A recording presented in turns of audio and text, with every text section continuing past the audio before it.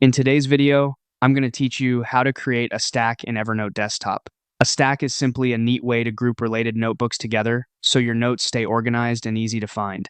Think of it like a folder that holds multiple notebooks, perfect for separating work, school, or personal projects. Start by opening Evernote on your computer.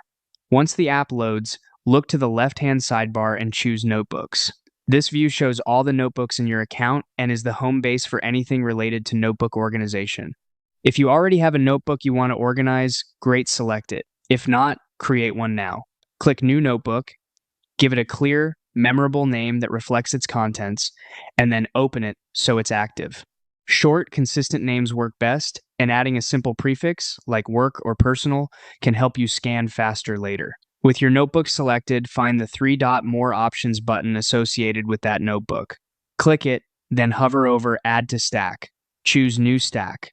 This tells Evernote you want to create a brand new container for this and potentially other related notebooks. A small window will prompt you to name the stack.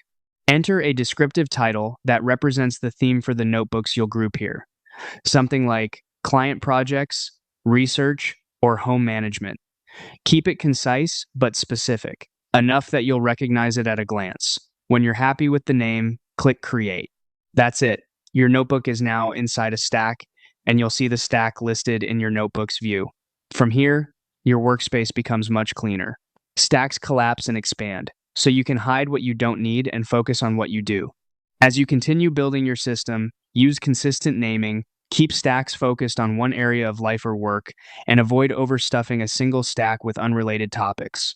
With this simple structure in place, you'll spend less time hunting for notes and more time getting things done.